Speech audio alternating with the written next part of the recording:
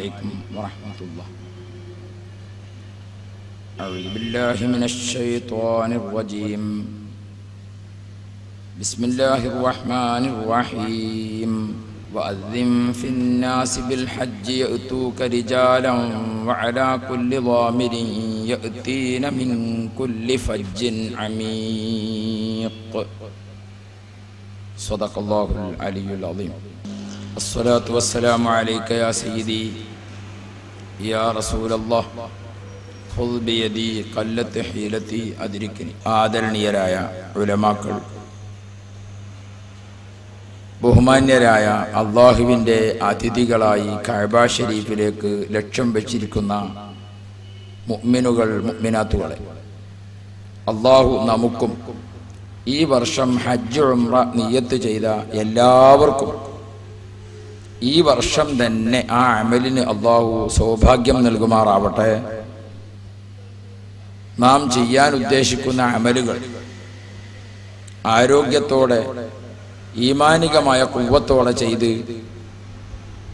സന്തോഷിക്കാൻ അള്ളാഹു നമുക്ക് ഭാഗ്യം നൽകട്ടെ എന്ന് പ്രാർത്ഥിച്ചുകൊണ്ട് ആമുഖങ്ങളൊന്നും ഇല്ലാതെ ഞാൻ വിഷയത്തിലേക്ക് വരികയാണ്. വിശുദ്ധ ഇസ്ലാം, അതിൻ്റെ പഞ്ചസ്തംഭങ്ങളിൽ ഏറ്റവും പ്രധാനപ്പെട്ടതാണ് ഹജ്ജ്. മറ്റു അമലുകൾക്കില്ലാത്ത രീതിയിൽ അള്ളാഹു ഒരു മനുഷ്യന് ചെയ്തു കൊടുത്ത അനുഗ്രഹങ്ങളുടെ എല്ലാം പങ്കാളിത്തം ഹജ്ജിന് ഉണ്ടാകും. നിസ്കരിക്കാൻ പണം ആവശ്യമില്ല, നോമ്പെടുക്കാൻ യാത്ര ചെയ്യേണ്ട ആവശ്യമില്ല, നിസ്കരിക്കുന്നതിന് ഇത് രണ്ടും വേണ്ട. ഹജ്ജ് എന്ന് പറയുമ്പോൾ അള്ളാഹു നമുക്ക് നൽകിയ ശാരീരികമായ ആരോഗ്യം, ആ നിഅമത്ത് ഇതിന് ഉപയോഗപ്പെടുത്തണം. ആയുഷ്കാലത്തിലെ വിലപ്പെട്ട 1, 1.5, 2 മാസം അതിന് ഉപയോഗപ്പെടുത്തണം. നമ്മുടെ സമ്പാദ്യത്തിലെ നല്ലൊരു സംഖ്യ അതിന് ചെലവഴിക്കണം. ഹജ്ജിന്റെ ഒരു ഫറള് നാട്ടിൽ നിന്ന് ചെയ്താൽ രണ്ടാമത്തെ ഫറള് പിന്നെ മക്കത്ത് പോയിട്ടാണ് ചെയ്യാൻ സാധിക്കുന്നത്. ഹജ്ജിന്റെ ഒരു ഫറള് ഇഹ്റാമാണ്, ഉംറയുടെ ഒരു ഫറള് ഇഹ്റാമാണ്. ഇഹ്റാം കഴിഞ്ഞാൽ പിന്നത്തെ ഫറള് തവാഫാ. അത് ചെയ്യണമെങ്കിൽ എന്ത് വേണം? 4000 കിലോമീറ്റർ അകലെ മക്കത്തെത്തണം. ഇത് ഈ ഇബാദത്തിന്റെ മാത്രം പ്രത്യേകതയാണ്. അതുകൊണ്ട് ശരീരവും പണവും സമയവും എല്ലാം ചെലവഴിച്ചുകൊണ്ട് മാത്രം ചെയ്യാവുന്ന ഹജ്ജ് ഉംറ എന്ന ഇബാദത്ത് അത് അല്ലാഹു എല്ലാവർക്കും നിർബന്ധമാക്കിയിട്ടില്ല. പിന്നെയോ മുസ്ലിംകളായ ആളുകളിൽ ഈ കഴിവുകളെല്ലാം ഒത്തിണങ്ങിയവർക്ക് മാത്രമേ നിർബന്ധമാക്കിയിട്ടുള്ളൂ. 100% ഹലാലാണെന്ന് ഉറപ്പുള്ള പണം കയ്യിലുണ്ട്, അള്ളാഹു പൊരുത്തപ്പെട്ടതാണെന്ന് ഉറപ്പുള്ള സമ്പാദ്യത്തിൽ നിന്നാണ് ഹജ്ജിന് പണം എടുക്കേണ്ടത്. യാത്രക്കാരന് ആവശ്യമായ ആരോഗ്യം ഉണ്ടായിരിക്കണം. യാത്രാവേളയിൽ അവന്റെ സമ്പത്തിനോ ശരീരത്തിനോ ഏതെങ്കിലും വിധത്തിലുള്ള ശത്രുക്കളുടെ ഭീഷണി ഇല്ലെന്ന് വരണം. ഇങ്ങനെ തുടങ്ങിയ നിബന്ധനകളും സൗകര്യങ്ങളും ഒത്തിണങ്ങുമ്പോൾ ഈ വർഷമാണ് ഒത്തതെങ്കിൽ ഈ വർഷം തന്നെ പോകണം. സാഹചര്യങ്ങളെല്ലാം ഒത്തിണങ്ങി ഈ വർഷം ഹജ്ജിന് പോകാതെ അവൻ സ്വയമായി തീരുമാനിച്ചു അടുത്ത വർഷമാകാം. അടുത്ത വർഷമായപ്പോഴേക്കും ഇന്നത്തെ ആരോഗ്യം കുറഞ്ഞു, യാത്രാ സംബന്ധമായി ഇന്നത്തെ സൗകര്യം ഇല്ലാതായി. ഈ സങ്കടം ആരോട് പറയും?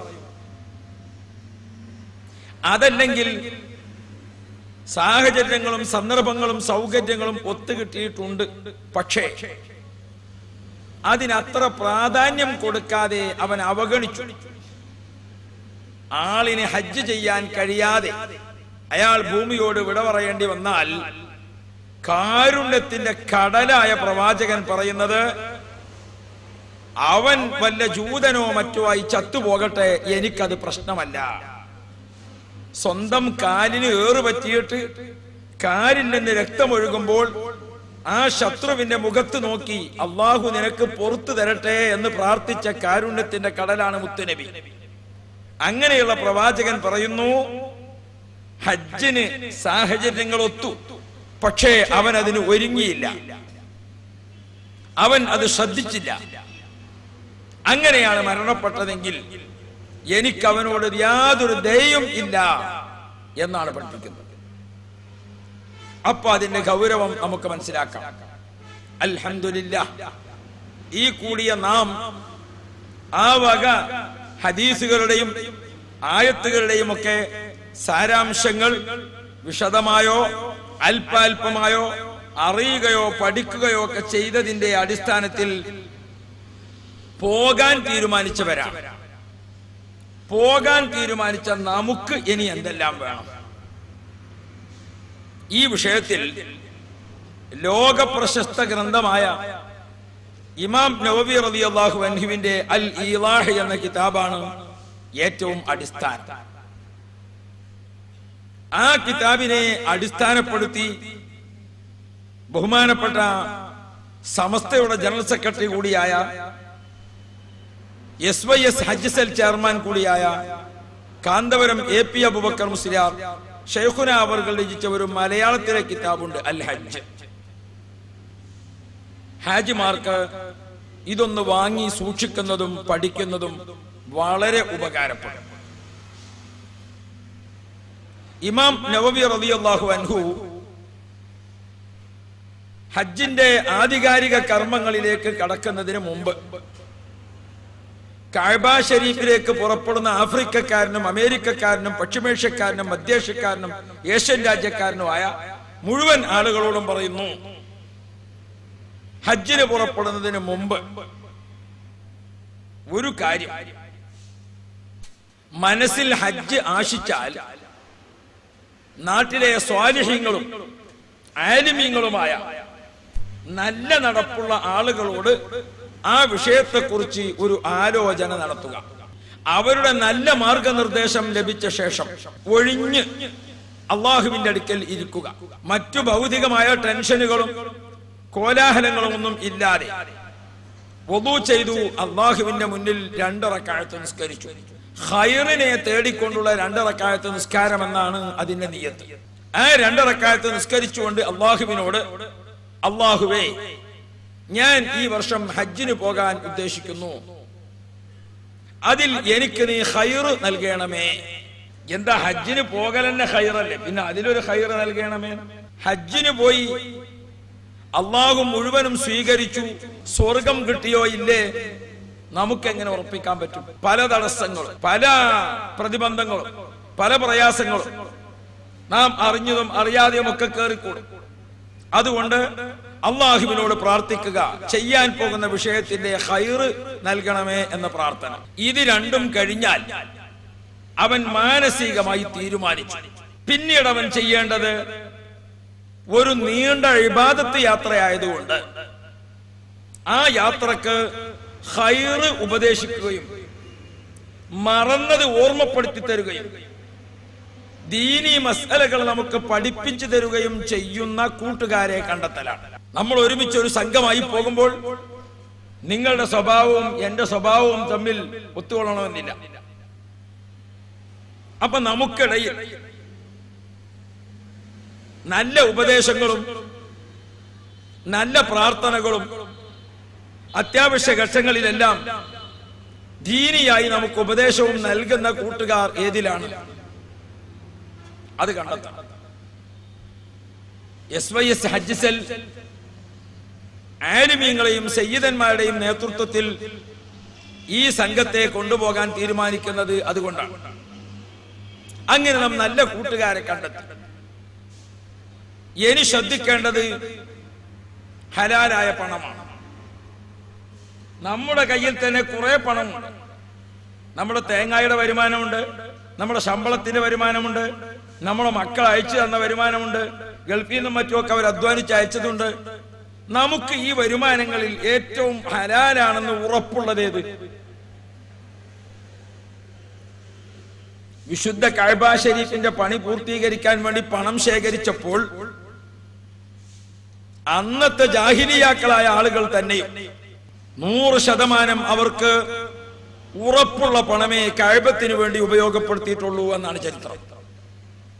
ആ കഅബയിലേക്ക് പുറപ്പെടുന്ന നാം നമ്മുടെ പണം, ഒരുപാട് വരുമാനങ്ങളിൽ നിന്ന് പണമുണ്ട്, നമ്മുടെ പറമ്പിലുള്ള തേങ്ങ, അത് വിറ്റിട്ട് കിട്ടിയിരിക്കുന്ന പണം നമുക്ക് ഉറപ്പാണ്, അതിൽ ഹലാലേ ഉള്ളൂ. അങ്ങനെ ഉറപ്പുള്ള പണം ഇതൊക്കെ റെഡിപ്പെടുത്തി പോകാൻ സമയം അടുത്തുകൊണ്ടിരിക്കുന്നു. കൂടുതൽ കൂടുതൽ മുഅ്മിനീങ്ങളോട്, മുൻകാലങ്ങളിൽ ഹജ്ജിന് പോയവരും അറിവുള്ളവരുമായ ആളുകളോട് ഹജ്ജിന്റെ കാര്യങ്ങളെ കുറിച്ച് അന്വേഷിക്കുക, ചോദിക്കുക, പഠിക്കുക. ഇനി കൂടുതൽ മുഅ്മിനീങ്ങളോട് പ്രാർത്ഥന കൊണ്ട് വസിയ്യത്ത് ചെയ്യുക. അതോടൊപ്പം ഈ വക കാര്യങ്ങളൊക്കെ നടത്തുന്നതിനിടക്ക് ഏറ്റവും പ്രധാനപ്പെട്ട ഒരു തയ്യാറെടുപ്പ്, വതസവ്വദൂ ഫഇന്ന ഖൈറസ്സാദി തഖ്വാ. അല്ലാഹുവിന്റെ ഖുർആൻ ഹജ്ജ് യാത്രക്ക് ഒരുങ്ങിയ ആളോട് പ്രത്യേകിച്ചു, യാത്രക്ക് നിങ്ങൾ ഒരുക്കങ്ങൾ പൂർത്തിയാക്കേണ്ടതിൽ ഏറ്റവും വലിയ ഒരുക്കം നടത്തേണ്ടത് നിങ്ങളുടെ സാധന സാമഗ്രികളിൽ ഏറ്റവും പ്രധാനമായി തയ്യാറായി ഉണ്ടാകേണ്ടത് തഖ്വയാണ്. എന്താണ് ഈ തഖ്വ എന്ന് പറഞ്ഞാൽ? നമ്മൾ ഇഹ്റാമിന് വേണ്ടി വാങ്ങിയിരിക്കുന്ന ഡ്രസ്സ് 3 ജോഡി വേണ്ടത് 2 ആയിപ്പോയി, പ്രശ്നമില്ല, മക്കത്ത് നിന്ന് തന്നെ ഒരു കടയിൽ നിന്ന് വാങ്ങാം. നമ്മൾ സാധാരണ ഉപയോഗത്തിന് വേണ്ടി കരുതിയിരിക്കുന്ന ഡ്രസ്സ് 2 കുറഞ്ഞുപോയി, സാരമില്ല, അവിടെ നിന്ന് വാങ്ങാം. നമ്മൾ കരുതിയിരിക്കുന്ന മറ്റു ഭക്ഷണ സാമഗ്രികൾ കുറഞ്ഞുപോയി, മറ്റെവിടെന്നെങ്കിലും വാങ്ങാം. തഖ്വ കുറച്ച് കുറഞ്ഞുപോയി, അത് ഏത് മാർക്കറ്റിലാണ് കിട്ടുക? എന്താണ് ഈ തഖ്വ? തഖ്വ എന്ന് പറയുമ്പോൾ അള്ളാഹു കൽപ്പിച്ചതേ എടുക്കൂ എന്ന മാനസിക തീരുമാനം, അള്ളാഹു വിരോധിച്ചത് എടുക്കുകയില്ല എന്ന ഉറപ്പ്. ഏതുകൊണ്ടെല്ലാം? എന്റെ കണ്ണുകൊണ്ട് അള്ളാഹു പൊരുത്തപ്പെടാത്തത് കാണില്ല, കാതുകൊണ്ട് അള്ളാഹു പൊരുത്തപ്പെടാത്തത് കേൾക്കില്ല, കൈ കൊണ്ട് അള്ളാഹു പൊരുത്തപ്പെടാത്തടത്ത് വെക്കില്ല, കാലുകൊണ്ട് അള്ളാഹു പൊരുത്തപ്പെടാത്തതിലേക്ക് നടക്കുകയില്ല. ഒരാൾ മുത്തക്കിയാണ് എന്ന് പറഞ്ഞാൽ എന്താണ് അർത്ഥം? അയാൾ നല്ല മുത്തക്കിയായ മനുഷ്യനാണ് എന്ന് പറഞ്ഞാൽ നല്ല തലീക്കെട്ടുള്ള ആളെന്നാണ്.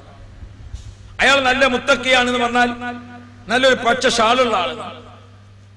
അയാൾ നല്ല മുത്തക്കിയാണെന്ന് പറഞ്ഞാൽ അയാൾ നല്ലൊരു തടിമാടനാണ് എന്ന ഒന്നുമല്ല. അയാൾ മുത്തക്കിയാണെന്ന് പറഞ്ഞാൽ അള്ളാഹു ഇഷ്ടപ്പെട്ട സ്ഥലത്ത് മാത്രമേ അദ്ദേഹത്തെ കാണൂ, അള്ളാഹു ഇഷ്ടപ്പെടാത്ത ഇടത്ത് അദ്ദേഹത്തെ കാണില്ല. അതാണ് മുത്തക്കി.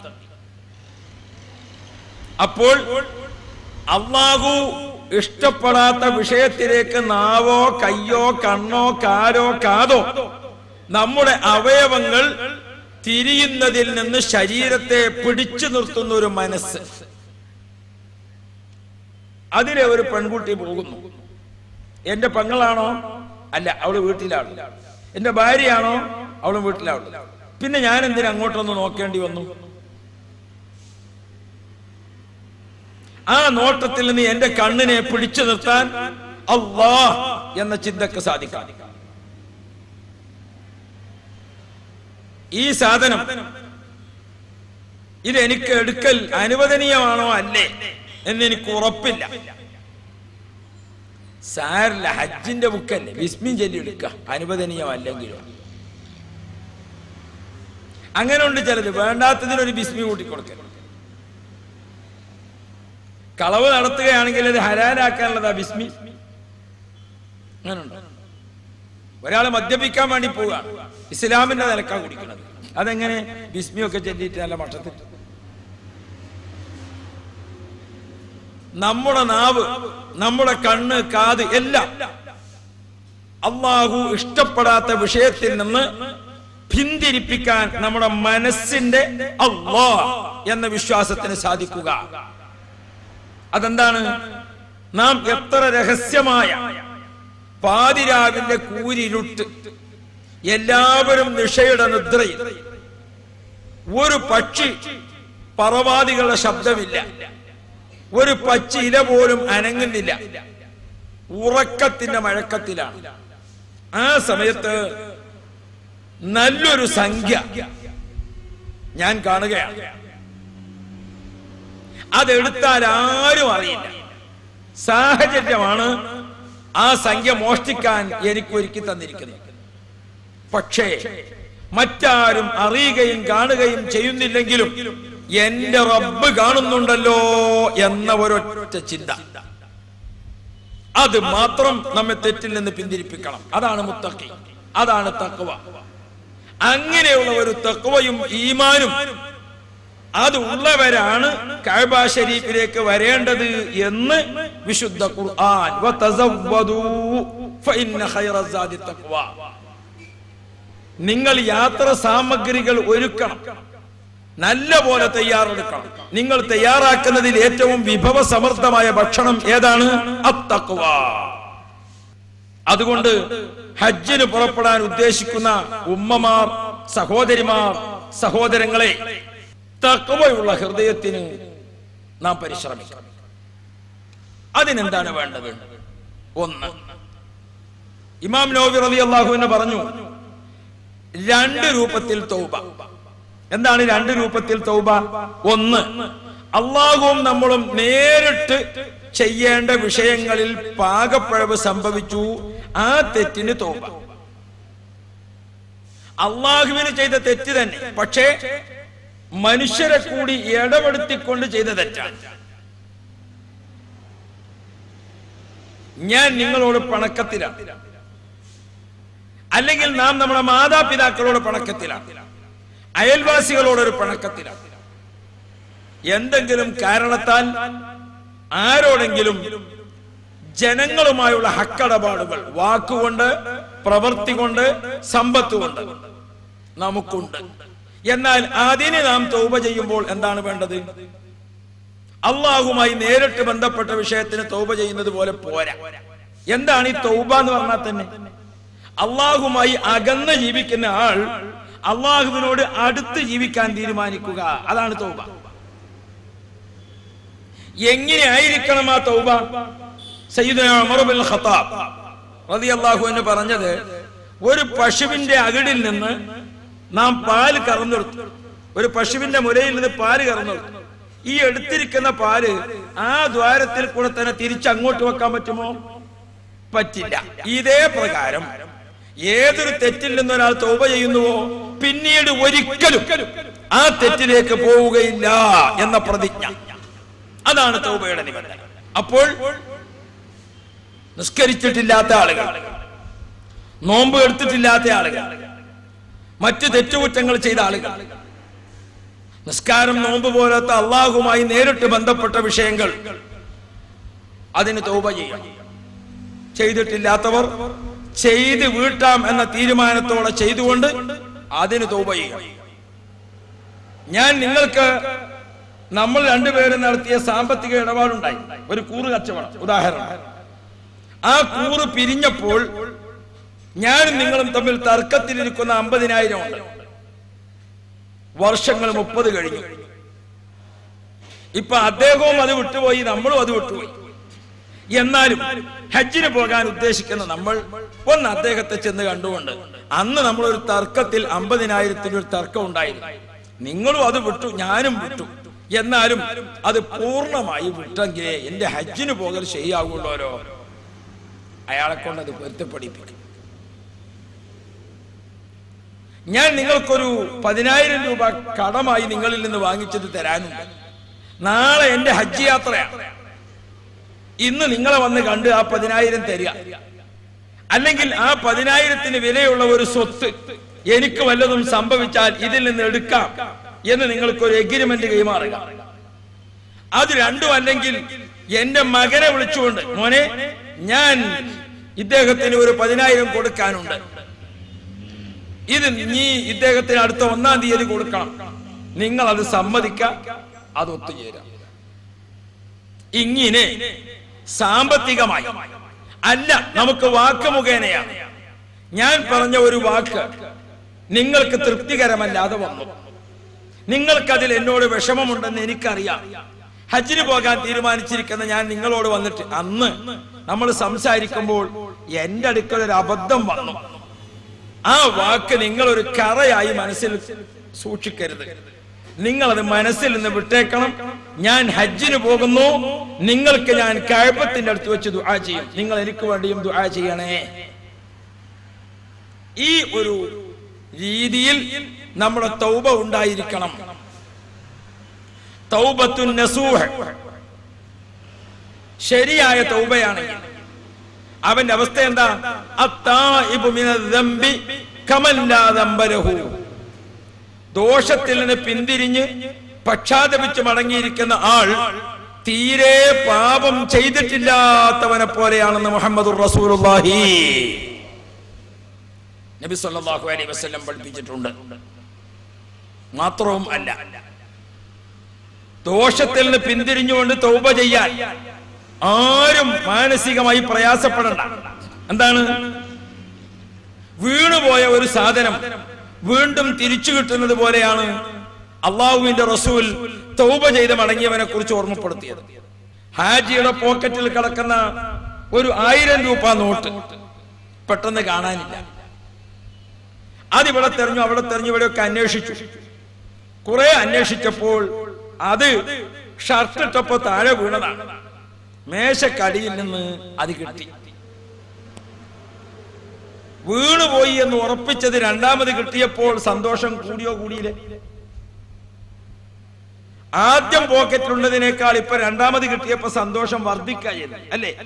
എന്ന പോലെ തൗബ ചെയ്യുന്നതിന് വേണ്ടി ആദ്യം തെറ്റ് ചെയ്തുകൊണ്ട് ജീവിക്കുന്ന ഒരാൾ തെറ്റിൽ നിന്ന് പിന്മാറി അവൻ അള്ളാഹുവിന്റെ അടുക്കലേക്ക് നന്നായി വരുന്നു എങ്കിൽ അദ്ദേഹത്തിന് അല്ലാഹു സുബ്ഹാനഹു വ തആല വലിയ സ്ഥാനമാണ് നൽകുന്നത് എന്ന് മുഹമ്മദുർ റസൂലുള്ളാഹ്.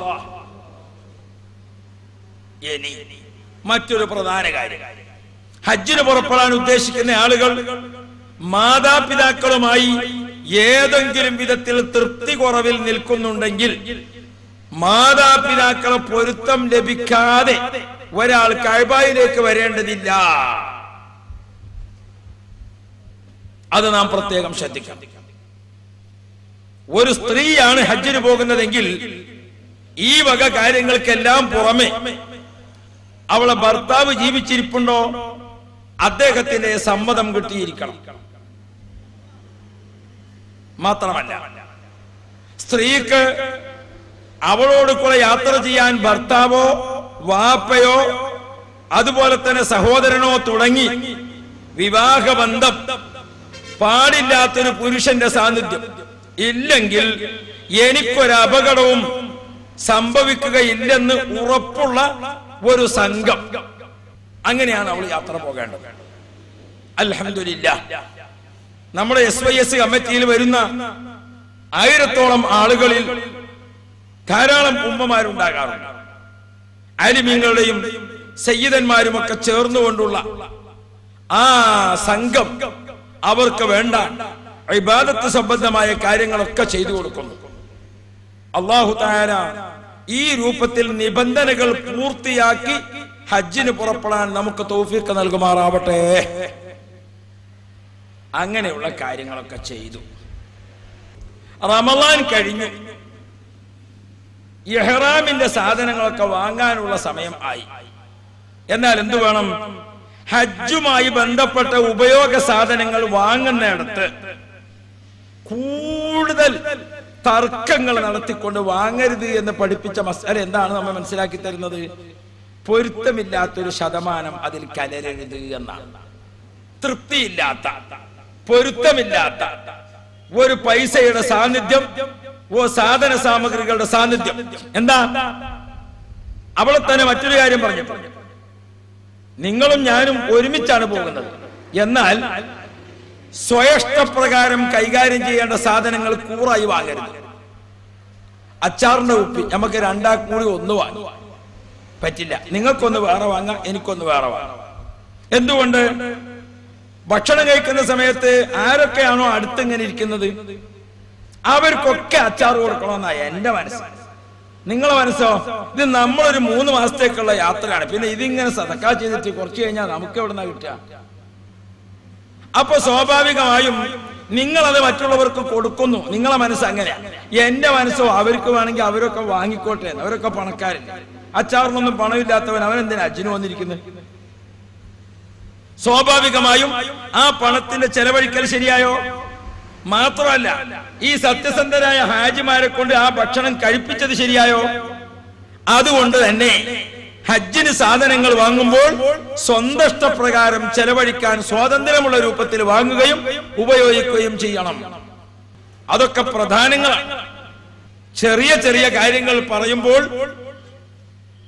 നമുക്കത് അത്ര കാര്യമല്ലെന്ന് തോന്നണ്ട. പൊരുത്തമില്ലാത്തൊരു സാധനം എത്ര ചെറുതാണെങ്കിലും ഈ വിഷയത്തിൽ ചേരരുത് എന്നാണ് അതുകൊണ്ടൊക്കെ ഉദ്ദേശിക്കുന്നത്. അങ്ങനെ അൽഹംദുലില്ലാഹ് ഇതൊക്കെ സൂക്ഷിച്ചു പോകാൻ ഉള്ള സമയം അടുത്തു. എന്നാൽ എന്തു വേണം? അടുത്ത വ്യാഴാഴ്ച, ശനിയാഴ്ച, തിങ്കളാഴ്ച തുടങ്ങി ഒരു നല്ല ദിവസം യാത്രക്ക് തെരഞ്ഞെടുക്കുക. അള്ളാഹു തൗഫീഖ് ചെയ്യട്ടെ. ഇപ്പൊ പിന്നെ നല്ല ദിവസം എന്നാണ്? വിമാനത്തിന്റെ ടിക്കറ്റ് ഉറപ്പിക്കുന്നത് എന്നാണ്, അന്ന് തന്നെയാണ് ഇപ്പൊ നല്ല ദിവസം. ഭൂമിയിൽ കൂടെ യാത്ര ചെയ്യുന്ന കാലത്താണ് നമ്മൾ ദിവസം നിശ്ചയിച്ചിരുന്നത്. ഇപ്പൊ ആകാശത്തൂടെ പറക്കാൻ നിശ്ചയിച്ചപ്പോൾ എന്നാണോ ടിക്കറ്റ് അന്നാണ് നല്ല ദിവസം. നബി മുഹമ്മദ് റസൂലുള്ളാഹ് വ്യാഴാഴ്ചയുടെ യാത്ര, തിങ്കളാഴ്ചയുടെ യാത്ര, ശനിയാഴ്ചയുടെ യാത്രയൊക്കെ വളരെ പ്രാധാന്യത്തോടെ പഠിപ്പിച്ചിട്ടുണ്ട്. അതിൽ ഏറ്റവും ഒന്നാം സ്ഥാനമാണ് വ്യാഴാഴ്ച. സാധാരണ തന്നെയും അങ്ങനെയാണ്, ഹജ്ജ് എന്നല്ല. അല്പം ദീർഘമായ ഒരു യാത്രക്കൊരുങ്ങുമ്പോൾ വ്യാഴാഴ്ചയാണ് നല്ലത്. ഇരിക്കട്ടെ, ഇപ്പൊ പിന്നെ യാത്രാ ഷെഡ്യൂളുകളെല്ലാം ഗവൺമെന്റും മറ്റു ഹജ്ജ് കമ്മിറ്റിയും ഇതെല്ലാം കൂടി ചേർന്നുകൊണ്ട്, വിമാന കമ്മിറ്റിയും ഒക്കെ ചേർന്നുകൊണ്ട് തീരുമാനിക്കുന്നത് കൊണ്ട് നമ്മുടെ ഇഷ്ടപ്രകാരം തന്നെ നടന്നോളണമെന്നില്ലെങ്കിലും ശ്രദ്ധിക്കാവുന്നതാണ്. തൗബ ചെയ്തു, പൊരുത്തപ്പെടിപ്പിക്കൽ നടന്നു, സന്തോഷത്തോടുകൂടെ പലരോടും പ്രാർത്ഥന പറഞ്ഞു, അത്യാവശ്യ കാര്യങ്ങൾ പഠിച്ചു, കേസറ്റുകൾ കണ്ടു, കേട്ടു, പുസ്തകങ്ങൾ വായിച്ചു, മനസ്സിലാക്കി, എല്ലാം.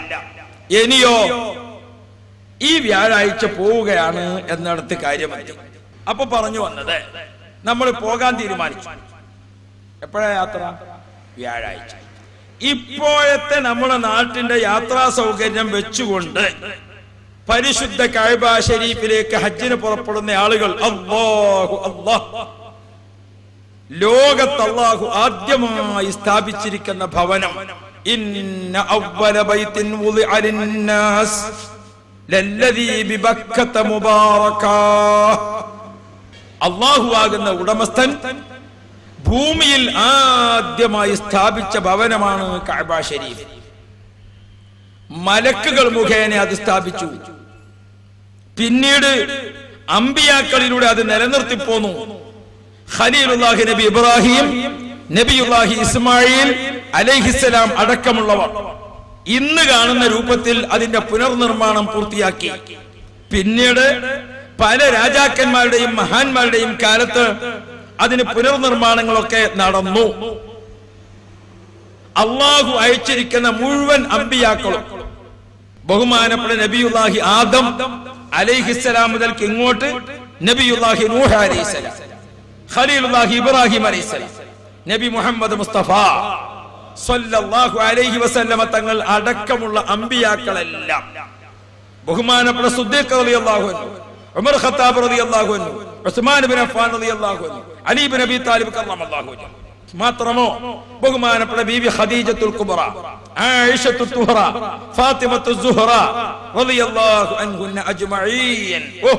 അവരെല്ലാവരും വരികയും തൊടുകയും മുത്തുകയും ചുംബിക്കുകയും കെട്ടിപ്പിടിക്കുകയും കരയുകയും പ്രാർത്ഥിക്കുകയും ദുആ ചെയ്യുകയും ചെയ്ത ആകാശത്തിന് ചുവട്ടിലെ ഏറ്റവും പരിശുദ്ധമായ സ്ഥലം. ഇനി ആ കഅബ ശരീഫും പരിസരവും അല്ലാതെ അത്ര മുന്തിയ, അത്ര പരിശുദ്ധമായ മറ്റൊരു സ്ഥലത്ത് നമുക്ക് പോകാനില്ല. ആ സ്ഥലത്തേക്കാണ് നമ്മൾ പോകാൻ ഒരുങ്ങുന്നത്. അതുകൊണ്ട് ഹജ്ജ എന്ന് പറഞ്ഞാൽ തന്നെ എന്താണ്? കഅബത്തെ മനസ്സിൽ കരുതുക എന്നാണ്. ഞാൻ കഅബത്തെ കരുതി. വഅദ്ദിം ഫിന്നാസി ബിൽ ഹജ്ജ് യഅതൂക റിജാല വഅലാ കുല്ലി ളാമിരിൻ യഅതീന മിൻ കുല്ലി ഫജ്ജിൻ അമീഖ്. കണ്ടോ? വഅദ്ദിം ഫിന്നാസി ബിൽ ഹജ്ജ്. ഓ ഇബ്രാഹിം നബിയേ, നിങ്ങൾ കഅബ ശരീഫിനെ കരുതിക്കൊണ്ട് കഅബയിലേക്ക് പുറപ്പെടാൻ ലോകത്ത് വിളംബരം ചെയ്യണം. ആ വിളംബരം നടന്നു കഴിഞ്ഞാൽ യഅതൂക റിജാല വഅലാ കുല്ലി ളാമിരിൻ യഅതീന മിൻ കുല്ലി ഫജ്ജിൻ അമീഖ്. ലോകത്തിന്റെ ഒട്ടനേകം ഭാഗങ്ങളിൽ നിന്നുള്ള ആളുകൾ നിങ്ങളുടെ വിളി കേട്ടുകൊണ്ട് കഅബ ശരീഫിലേക്ക് വരാനുണ്ട് എന്ന് അറിയിച്ചിട്ടുണ്ട് അല്ലാഹു തആല. അന്ന് ഇബ്രാഹിം നബി അലൈഹിസ്സലാം വിളിച്ചു. ആ വിളി കേട്ടുകൊണ്ട് ധാരാളം പേർ കഅബ ശരീഫിലേക്ക് പോവുകയാണ്. ഇബ്രാഹിം നബി അലൈഹിസ്സലാം വിളിച്ചു ഒരു ഭാഗത്തേക്ക്, ഇബ്രാഹിം നബി അലൈഹിസ്സലാം വിളിച്ചു ഈ ഭാഗത്തേക്ക്, ഇബ്രാഹിം നബി അലൈഹിസ്സലാം വിളിച്ചു ആ ഭാഗത്തേക്ക്, 4 ഭാഗത്തേക്കും വിളിച്ചു.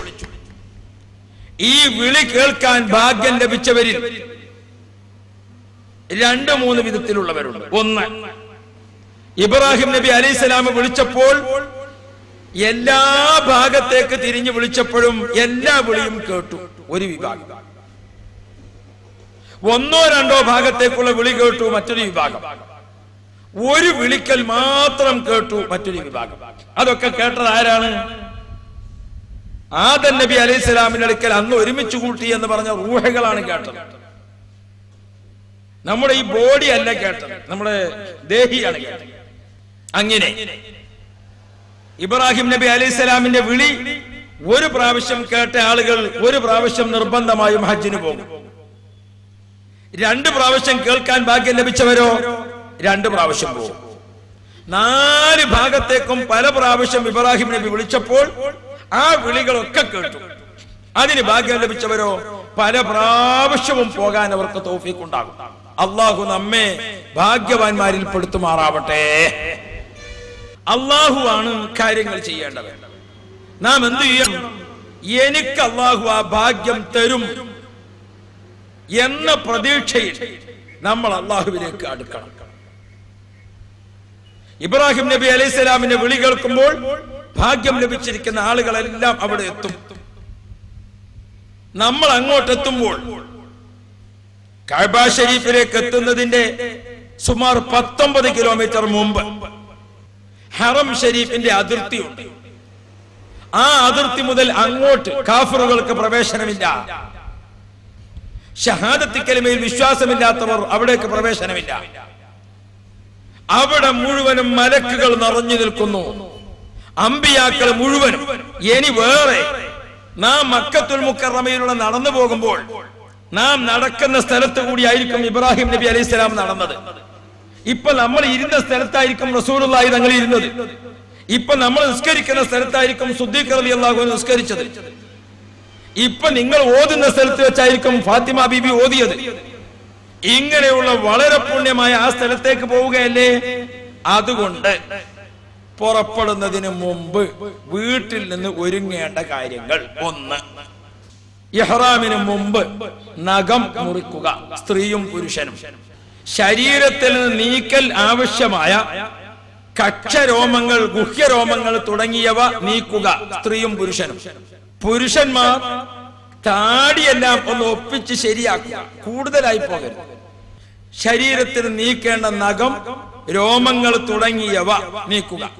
എന്നിട്ടോ അശുദ്ധിയുള്ള പെണ്ണായാലും ശുദ്ധിയുള്ളവളായാലും ആ പുരുഷന്മാരും ഒരുമിച്ച് എല്ലാവർക്കും സുന്നത്തായ ഏറ്റവും പ്രധാനപ്പെട്ട ഒരു സുന്നത്ത് അതെന്താണ്? അവന്റെ ജനാസ അവൻ കുളിപ്പിക്കുന്ന രൂപത്തിലുള്ള ശരീരത്തിൽ നിന്ന് അഴുക്കുകൾ പൂർണ്ണമായും നീങ്ങുന്ന ഒരു കുളി കുളിക്കുക. ഇഹ്റാമിന്റെ മുമ്പുള്ള കുളി. ഇപ്പൊ വീട്ടിൽ നിന്ന് അത് കുളിക്കുന്ന ആളുകളൊക്കെ നല്ലതുമാണ്. കുളിക്കുമ്പോൾ എന്ത് വേണം? അതിന് നിയ്യത്തോടു കൂടെ കുളിക്കണം. കുളിയുടെ നിയ്യത്ത് തന്നെ ചൊല്ലണം, അല്ലാതെ വേറെ ഏതെങ്കിലും നിയ്യത്ത് ചെയ്തിട്ട് കാര്യമില്ല. ഉണ്ടോ? കുളിയുടെ നിയ്യത്ത് ചെയ്തുകൊണ്ട് കുളിക്കണം. അപ്പൊ നമ്മൾ കുളിക്കാനുള്ള എല്ലാ റെഡിയായി. സോപ്പ്, എണ്ണ, വെളിച്ചെണ്ണ, താളി, എന്താണോ ശരീരത്തിൽ നിന്ന് അഴുക്ക് കളയാൻ ഉപയോഗിക്കാൻ പറ്റിയത് അതൊക്കെ നല്ല പോലെ തേച്ചുരച്ച് വൃത്തിയായ ഒരു കുളി.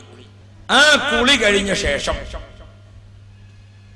എന്റെ പ്രിയപ്പെട്ടവരെ, യാത്രയുടെ മുമ്പ് യാത്ര പുറപ്പെടുന്ന ആൾ അവന്റെ യാത്രയുടനീളവും അവൻ ബാക്കി വെച്ച കുടുംബം, സ്വത്തുക്കൾ, വീട് ഇവക്കും രണ്ടിനും സംരക്ഷണമായി 2 റക്അത്ത് നിസ്കരിക്കേണ്ടതുണ്ട്. സ്വലാത്തുൽ മുസാഫിർ, മുസാഫിറിന്റെ നിസ്കാരം 2 റക്അത്ത് നിസ്കരിച്ചു. എന്താണ് 2 റക്അത്ത് നിസ്കാരം? ഉസല്ലി സുന്നത്ത് റക്അത്തൈനി മുതവജ്ജിഹൻ കഅബത്തി ശരീഫ. അല്ലാഹുവേ, യാത്രയുടെ 2 റക്അത്ത് സുന്നത്ത് ഞാൻ നിസ്കരിക്കുന്നു. അല്ലാഹു അക്ബർ. കുളി കഴിഞ്ഞ് സാധാരണത്തെ പോലെ അവൻ നിസ്കരിക്കാൻ വേണ്ടി നിന്നു. ഔറത്തൊക്കെ മറച്ച് നല്ല പോലെ അല്ലാഹു അക്ബർ. ആദ്യത്തെ റക്അത്തിൽ ഫാത്തിഹയ്ക്ക് ശേഷം ഖുൽ യാ അയ്യുഹൽ കാഫിറൂൻ. രണ്ടാമത്തെ റക്അത്തിൽ ഫാത്തിഹയ്ക്ക് ശേഷം ഖുൽ ഹുവല്ലാഹു അഹദ്. കൂടുതൽ സൂറത്ത് ഓതേണ്ട വിവരം അവിടെ പുസ്തകം നോക്കി പഠിക്കാം. 2 റക്അത്ത് നിസ്കരിച്ചു. നിസ്കാരം കഴിഞ്ഞ് അവിടെ ഇരുന്നിട്ട് അവൻ അല്ലാഹുവിനോട് ദുആ ചെയ്യുക. അല്ലാഹുവേ, ഞാൻ നിന്റെ കഅബ ശരീഫിലേക്ക് പുറപ്പെടുന്നു. ഈ യാത്ര സന്തോഷകരമാക്കണം. ഹദീസിൽ പറഞ്ഞ ദുആ, ആ വാചകം ഉപയോഗപ്പെടുത്തി ദുആ ചെയ്യാൻ സാധിക്കുമോ? അങ്ങനെ ഇല്ലേ? ഹംദും സ്വലാത്തും ചൊല്ലി അവരവർക്ക് അറിയുന്ന ഭാഷയിൽ ദുആ ചെയ്യുക. നിസ്കാരം കഴിഞ്ഞ് ദുആ ചെയ്യുക. ദുആകളെല്ലാം കഴിഞ്ഞ ശേഷം യാത്രയപ്പിന് വേണ്ടി വന്നിരിക്കുന്ന ആളുകളുണ്ട്. ആ യാത്രയപ്പിന് വേണ്ടി വന്നിരിക്കുന്ന ആളുകളോട് നേരത്തെ തന്നെ യാത്ര പറയലൊക്കെ സ്വകാര്യങ്ങളൊക്കെ കഴിച്ചിരിക്കണം. വീട്ടിന്റെ കൊലായിൽ വന്നിരുന്നു. അവിടെ കൂടി നിൽക്കുന്ന ആളുകളിൽ മുതഅല്ലിമീങ്ങളോ മുഅല്ലിമീങ്ങളോ സാധുക്കളോ ആയ ആളുകളുണ്ടാകും. അവർക്കൊരു ചെറിയ സദക്ക, എല്ലാവർക്കും ഒരു സദക്ക നൽകുക. സദക്ക കഴിഞ്ഞ് അൽ ഫാത്തിഹ ദുആ ചെയ്തു.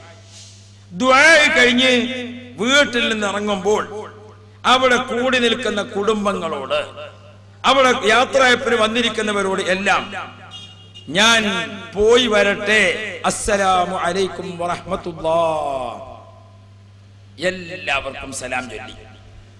യാത്ര പറയുമ്പോൾ ശ്രദ്ധിക്കണം, യാത്രയേക്കാൻ വന്നവരും എന്താണ്, നിങ്ങളും നമ്മളും ഒരുമിച്ച് യാത്ര പറയുമ്പോൾ ഇരു വിഭാഗവും പരസ്പരം പറയൽ നല്ലതാണ്. അസ്തൗദിഉല്ലാഹ ദീനക വ അമാനതക വ ഖവാതീമ അമലിക സവ്വദക തഖ്വാ വ ഗഫറ ദംബക വ യസ്സറ ലകൽ ഖൈറ ഹൈസു കുൻത.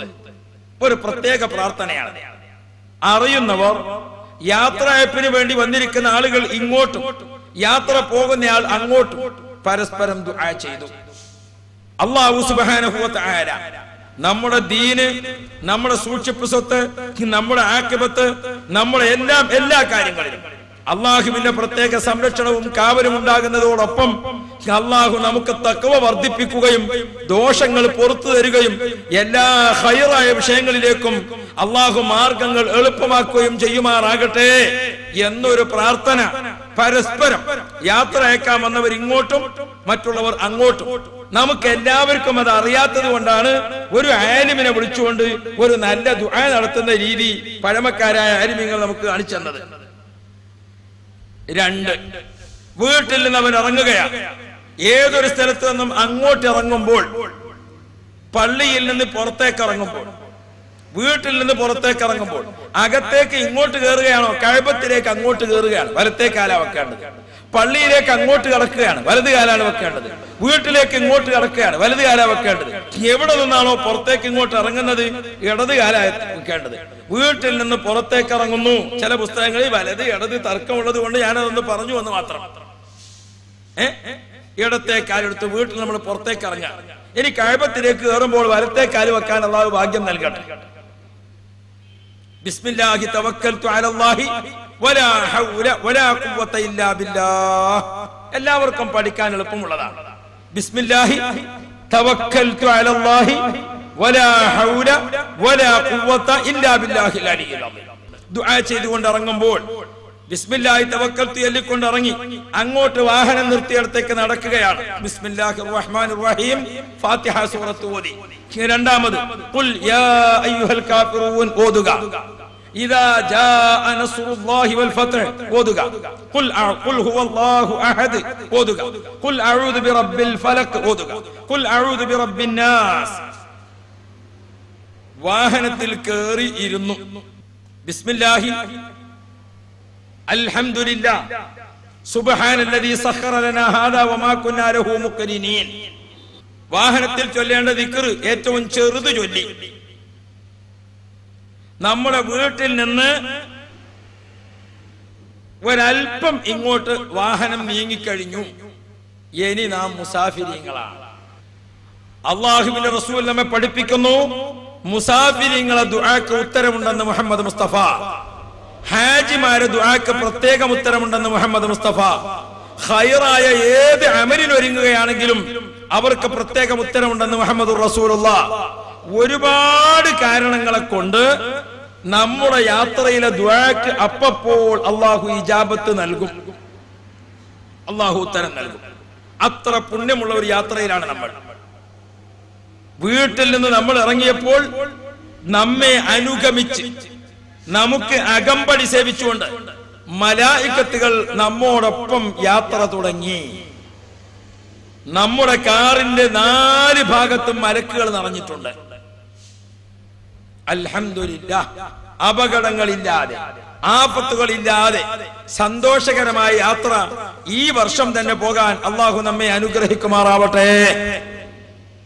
യാത്രാ സംബന്ധമായ രേഖകളെല്ലാം പൂർത്തിയാക്കി നമ്മുടെ കയ്യിൽ കിട്ടി. ബോർഡിംഗ് പാസ് ലഭിച്ച ശേഷം പാസഞ്ചേഴ്സിനെ മാറ്റി ഇരുത്തി പ്രത്യേക സ്ഥലത്തേക്ക്. അപ്പൊ ഒരു കാര്യം ചെയ്യാം, ഇഹ്റാമിന്റെ കുളിയല്ലേ കുളിച്ചിട്ടുള്ളൂ അല്ലേ? അതുകൊണ്ട് എന്ത് ചെയ്യണം? ഇപ്പൊ ശരീരത്തിൽ ധരിച്ചിരിക്കുന്ന വസ്ത്രങ്ങളുണ്ടല്ലോ, ആ വസ്ത്രമൊക്കെ ഒന്നങ്ങ് അഴിച്ചു മാറ്റാം. എന്നിട്ട് ഇഹ്റാമിന്റെ ഒരു അരയുടുപ്പും ഇഹ്റാമിന്റെ ഒരു മേൽത്തട്ടവും ഇത് രണ്ടും മാത്രമാക്കുക പുരുഷന്മാര്. സ്ത്രീകളോ? സ്ത്രീകളെ സംബന്ധിച്ചിടത്തോളം പ്രത്യേകിച്ചൊന്നും ഒരുങ്ങാനില്ല. സ്ത്രീകളെ സംബന്ധിച്ച് നേരത്തെ കുളി കഴിഞ്ഞ് അവര് നിസ്കരിക്കാൻ വേണ്ടി ഡ്രസ്സ് ധരിച്ചപ്പോൾ ആ നിസ്കാരത്തിന് വേണ്ടി ഉപയോഗിച്ചിരിക്കുന്ന ഡ്രസ്സ് എങ്ങനെയാണ്? ഇതാ, ഷർട്ടിന്റെ ഫുൾ കൈ ഉണ്ടായിരിക്കണം. ആ കൈയിന്റെ ബട്ടൺസ് ഇട്ടാൽ ഇവിടെ കുടുക്കി നിൽക്കണം. സമി അല്ലാഹു ലിമൻ ഹമിദ, കൈ ഇങ്ങോട്ട് താഴ്ന്നു വരുന്നതാണെങ്കിൽ അത് പറ്റില്ല, ഇവിടെ ടൈറ്റ് ആയിട്ട് നിൽക്കണം. ഒന്ന്, മുഖമക്കന ധരിച്ചപ്പോൾ ആ മുഖമക്കന നെറ്റിയിലേക്ക് അല്പം ഇങ്ങോട്ട് ഇറങ്ങി നിൽക്കുന്നതും താടിയെല്ലിൽ ഇവിടെ ടൈറ്റായി നിൽക്കുന്നതുമാവണം. മുഖമക്കനയുടെ ഉള്ളിൽ കൂടി മുടി ഇങ്ങോട്ട് പുറത്തേക്ക് വരാൻ പാടില്ല. ആ മുഖമക്കന അല്പം വലിപ്പത്തിലുള്ളതാവണം. മുടിയേക്കാൾ വലിപ്പമില്ലാത്ത മക്കനയായാലോ ഇപ്പോഴത്തെ മഫ്ത ഉണ്ടല്ലോ, മഫ്ത മാത്രമാണെങ്കിൽ മുടി പുറകിലൊക്കെ കാണും. അതുകൊണ്ട് അല്പം കൂടുതൽ നല്ല വലിപ്പമുള്ള മുഖമക്കന. ഇങ്ങനെയാണ് സ്ത്രീയുടെ വസ്ത്രവിധാനം. ഇഹ്റാമിന് വേണ്ടി അവളൊന്ന് പ്രത്യേകം ധരിച്ചതാണ്. പ്രിയപ്പെട്ടവരെ, അവിടെ സ്ത്രീകളും പുരുഷന്മാരും ശ്രദ്ധിച്ചിരിക്കേണ്ട പ്രധാന കാര്യം എന്താണ്? പുരുഷൻ ജഡ്ഡി, ബനിയൻ, ഷർട്ട് ഇങ്ങനെ തുടങ്ങി തുന്നപ്പെട്ട വസ്ത്രങ്ങളൊന്നും പുരുഷന് പാടില്ല. പുരുഷൻ തലമറക്കാനും പാടില്ല, അവൻ്റെത് കഴിഞ്ഞു. സ്ത്രീയോ? സ്ത്രീ അവളെ മുൻകൈ മറക്കാൻ പാടില്ല, ഈ മുൻകൈന് ഉറയിടാൻ പാടില്ല. അവളുടെ മുഖം ഇഹ്റാമിലായാൽ പിന്നെ മുഖം മറക്കേണ്ടതില്ല. ഇത്ര അവൾ ശ്രദ്ധിക്കേണ്ടത്. കാലിന് ഷോക്സ് ധരിച്ച് അതിനോട് യോജിച്ച ചെരുപ്പും ധരിച്ചാൽ അവളെ കാര്യം സുരക്ഷിതമായി. പുരുഷന്മാർക്കോ? പുരുഷന്മാർക്ക് ഷൂ ധരിക്കാൻ പറ്റില്ല. വാച്ച് കെട്ടാം, മോതിരം ഉണ്ടെങ്കിൽ ധരിക്കാം, അതിനൊന്നും കുഴപ്പമില്ല. പിന്നെ ഹജ്ജിന് പോകുന്ന സ്ത്രീകൾ ചോദിച്ചു, ആഭരണം ധരിക്കാൻ പറ്റുമോ ഉസ്താദേ? ആഭരണം ഒന്നും നിങ്ങൾ ധരിക്കണ്ട, ഇൻഷാ അല്ലാഹ് മക്കത്ത് ഖദീജ ബിബി റളിയല്ലാഹു അൻഹയുടെ മാർക്കറ്റ് ഉണ്ട്. ആ മാർക്കറ്റ് തുടങ്ങുന്നത് തന്നെ ഒരു സ്വർണ്ണക്കടയാണ്. അപ്പൊ നമുക്ക് അവിടെ നിന്ന് നല്ലത് നോക്കിയിട്ട് വാങ്ങാം. അപ്പൊ അതുകൊണ്ട് ആർഭാടത്തോടുകൂടെ വളരെ ആഭരണങ്ങളൊക്കെ ധരിച്ചുകൊണ്ടല്ല ഹജ്ജിന് പോകേണ്ടത്. അപ്പൊ പുരുഷന്മാരിപ്പോ എന്തായി, വിമാനത്തിന്റെ യാത്ര ഉറപ്പിച്ച സ്ഥിതിക്ക് ബോർഡിംഗ് പാസ് ഒക്കെ കിട്ടി റെഡിയായ മുറക്ക് അവർ എന്ത് ചെയ്യുക, അരയുടുപ്പ് ധരിച്ചു. ഞാൻ അരയുടുപ്പ് ധരിക്കുമ്പോൾ ഒറ്റ കാര്യം ശ്രദ്ധിക്കേണ്ടതുള്ളൂ. എന്താണ്? എന്റെ പോലെ കുറച്ച് പള്ളയൊക്കെ ഉള്ള ആളാണെന്ന് വെക്കാം. അങ്ങനെ ഉണ്ടാവില്ല ചില ആളുകൾ. അപ്പൊ അവരുടെ അരമുണ്ട് ഫാൻസ് ഇട്ട് പരിചയമുള്ളവരായിരിക്കും അധിക പേരും. അപ്പൊ അവർക്ക് തുണി ഉടുത്ത് പരിചയം കുറയും. അപ്പൊ സ്വാഭാവികമായും തുണി ഉടുത്താലും ഈ അതിർത്തിക്ക് എന്താ പറയാ, ഈ ചെക്ക് പോസ്റ്റിന്, ഈ ചെക്ക് പോസ്റ്റിന്റെ താഴെ ആയിപ്പോയാൽ പുരുഷന്മാരെ സംബന്ധിച്ചിടത്തോളം മാ ബൈന സുറത്തി വർ റുക്ബത്തി, മുട്ടിന്റെയും പുക്കളിന്റെയും ഇടക്കുള്ള സ്ഥലം ഔറത്താണെന്ന് മുഹമ്മദുർ റസൂലുള്ളാഹ്. നല്ലൊരു അമലിന് വേണ്ടി പോകുമ്പോൾ അത് നഷ്ടപ്പെട്ടു പോകാൻ കാരണമാകും. അതുകൊണ്ട് നാം എന്ത് ചെയ്യണം, പുക്കളിന് മീതെയാണ് തുണി ഉടുത്തിരിക്കുന്നത് എന്ന് ഉറപ്പുവരുത്തണം. അപ്പോ ഞാൻ ഓർമ്മപ്പെടുത്തുന്നത്, നമ്മൾ ഈ വക കാര്യങ്ങൾ ശ്രദ്ധിച്ചില്ലെങ്കിൽ നഷ്ടം സംഭവിക്കും. ഹജ്ജിന്റെ നിബന്ധനകൾ പഠിപ്പിച്ചതാണ്. അതിനെന്ത് വേണം? ഔറത്ത് മറക്കണം നിർബന്ധമായി. പുരുഷന്മാർ ഔറത്ത് മറക്കുമ്പോൾ എന്താണ് വേണ്ടത്? അതിനാണ് ഇസ്ലാം അനുവദിച്ചത്. ഒരാൾക്ക് തുണി ഇങ്ങനെ നിൽക്കുന്നതിന് വേണ്ടി ബെൽറ്റ് കെട്ടിക്കൂടെ? ആവാം. ഒരു ചരട് കെട്ടിക്കൂടെ? ആവാം. ഒരു പണം ഇങ്ങനെ ഉള്ളിൽ സൂക്ഷിച്ചു വെച്ചിട്ട് അങ്ങനെ ഉണ്ടല്ലോ ഒരു ഇത് കെട്ടല്, എന്താ അതിന് പറയാ, അത് കെട്ടിക്കൂടെ? ആവാം. അങ്ങനെ അരയുടുപ്പ് ശരിപ്പെടുത്തിയാൽ ഒരു മേൽത്തട്ടം എന്ന് പറയുമ്പോ ആളുകൾ പലരും വിവരമില്ലാതെ അബദ്ധത്തിൽ പെട്ടുപോകുന്നത് കൊണ്ട് ഞാനത് കാണിക്കുകയാണ്. നമ്മൾ മനസ്സിലാക്കുക. ഇല്ല, ഈ തലപ്പാവ് നമ്മൾ രണ്ടാമത്തെ മുണ്ട്, ഒരു മുണ്ട് കൊടുത്തില്ലേ, ആ രണ്ടാമത്തെ മുണ്ട് ഇങ്ങനെ സാധാരണ നമ്മൾ ചുമലിലിടുന്നത് പോലെ, പുരുഷന്മാർ സാധാരണ ചുമലിലിടുന്നത് പോലെ ഇങ്ങനെ അങ്ങോട്ടേക്ക് രണ്ട് ചുമലിലും ഇട്ടു. എന്നിട്ടോ വലഭാഗത്ത് നിന്ന് എടുത്തിട്ട് ഇടത്തെ ചുമലിലേക്ക് ബിസ്മില്ലാഹ്. കഴിഞ്ഞു. ഇപ്പൊ ഞാൻ ഇഹ്റാമിലാണ്. ഇഹ്റാമിൽ നിൽക്കുന്ന എന്റെ ശരീരത്തിൽ എന്തേ ഉള്ളൂ? എന്റെ ശരീരത്തിൽ കുപ്പായം ഉണ്ടാകൂല, ബനിയൻ ഉണ്ടാകൂല, ജഡ്ഡി ഉണ്ടാകൂല, തൊപ്പി ഉണ്ടാകൂല. ഏത് മാത്രമേ ഉണ്ടാകുള്ളൂ? ഒരു അരയുടുപ്പാകുന്ന തുണിയും ഈ മേൽത്തട്ടവും മാത്രം. ഇതാണ് പുരുഷന്റെ വേഷം. സ്ത്രീയുടെ മുഖമക്കനെയൊക്കെ നല്ല പോലെ ഇട്ട്, മുൻകൈയൊക്കെ ഇവിടെയൊക്കെ കുപ്പായത്തിന്റെ ബട്ടൺസ് ഒക്കെ ടൈറ്റായി, കാലിൽ ഒരു ഉറയും ധരിച്ചു, ഷോക്സ് ധരിച്ചു. എന്നിട്ട് സ്ത്രീ നിൽക്കുന്നു. അവളുടെ ഏതെങ്കിലും ഭാഗം കാണുന്നുണ്ടോ? ഇല്ല. പിന്നെ സ്ത്രീ അപ്പോൾ മുഖത്ത് തൂക്കിയിടുന്ന ആ മുഖമറ ഇഹ്റാമിൽ മാത്രം വേണ്ട. ഇഹ്റാമിലേക്ക് കടക്കുമ്പോൾ അത് ഒഴിവാക്കി വെക്കണം. കഅബ ശരീഫിന്റെ നഗ്നമായ കണ്ണുകളെ കൊണ്ട് കാണാൻ അള്ളാഹു ഭാഗ്യം നൽകട്ടെ. വസ്ത്രമൊക്കെ റെഡിയായി. ഇനി ഈ ഇഹ്റാമിലേക്ക് ഉദ്ദേശിച്ചുകൊണ്ട് എയർപോർട്ടിൽ നിന്ന് സാധിച്ചാൽ അവിടെ വെച്ചുകൊണ്ട് ഒരു 2 റക്അത്ത് നിസ്കരിക്കണം. ഇനിയാണ് നിസ്കാരം. എന്താ നിസ്കാരം? ഇഹ്റാമിന്റെ 2 റക്അത്ത് ഞാൻ നിസ്കരിക്കുന്നു. അല്ലാഹു അക്ബർ. ഫാത്തിഹയ്ക്ക് ശേഷം ഖുൽ യാ അയ്യുഹൽ കാഫിറൂൻ ഒന്നാമത്തെ റക്അത്ത്. രണ്ടാമത്തെ റക്അത്തിൽ ഫാത്തിഹയ്ക്ക് ശേഷം ഖുൽ ഹുവല്ലാഹു അഹദ്. 2 റക്അത്ത് നിസ്കരിച്ചു. നിസ്കാരം കഴിഞ്ഞ് നമ്മൾ നേരെ പുറപ്പെടുന്നു വിമാനത്തിലേക്ക്. എല്ലാരും വിമാനത്തിലെത്തി, ഇരുന്നു, പുറപ്പെടും എന്ന് ഉറപ്പായി. ആരാണോ സംഘത്തിന്റെ അമീർ, SYSലാണെങ്കിൽ SYS അമീർ ആ ചാർട്ടേഡ് ഫ്ലൈറ്റിന്റെ എയർ ഹോസ്റ്റേഴ്സിന്റെ കയ്യിൽ നിന്നും ആ മൈക്ക് ഇങ്ങോട്ട് വാങ്ങിയിട്ട് നിങ്ങൾക്ക് നിയ്യത്ത് ചൊല്ലിത്തരും. ഇൻഷാ അല്ലാഹ് നമ്മൾ ഒരുമിച്ചാണ് പോകുന്നതെങ്കിൽ. എന്തുകൊണ്ട്? വിമാനം പുറപ്പെട്ടു എന്ന് ഉറപ്പാകുമ്പോഴാണ് നമുക്ക് നിയ്യത്ത് ചെയ്യാൻ പറ്റും. അല്ലെങ്കിലോ ചിലപ്പോ നമ്മുടെ എയർ ഇന്ത്യ ഒക്കെ ആണെങ്കിൽ ചിലപ്പോ ഇന്ന് പോകാൻ വിചാരിച്ചാൽ മറ്റന്നാളെ പോകാൻ സാധിക്കും. അപ്പൊ എന്ത് സംഭവിക്കും? ഇഹ്റാമിൽ നമ്മൾ പ്രവേശിച്ചു, ഇനി ഒഴിവാക്കാൻ പറ്റും. ഇഹ്റാം തുടങ്ങിയ ആളെ ഇത് ഇങ്ങോട്ട് ചുറ്റിയ ആള് ഇങ്ങോട്ട് ചുറ്റിയ ഇഹ്റാം ഒഴിവാകും? ഇല്ല. അപ്പൊ അതുകൊണ്ട് യാത്ര ഉറപ്പിക്കണം. എയർപോർട്ടിൽ ബോർഡിംഗ് പാസ് കിട്ടിയിട്ടാവാം നിയ്യത്ത് നിസ്കരിച്ചു കഴിഞ്ഞ് ഇരുന്നോട് തന്നെ നിയ്യത്ത് ചെയ്യാം. വിമാനത്തിൽ കയറിയിട്ടാവാം. ഏതായാലും നിസ്കാരം കഴിഞ്ഞ് അള്ളാഹുവിനോട് പ്രാർത്ഥിക്കുക സ്വന്തമായി. ആ പ്രാർത്ഥന കഴിഞ്ഞ് ഇതാ നമ്മൾ നിയ്യത്തിലേക്ക് കടക്കുന്നു. എന്താണ് നമ്മൾ ചെയ്യാൻ പോകുന്നത്?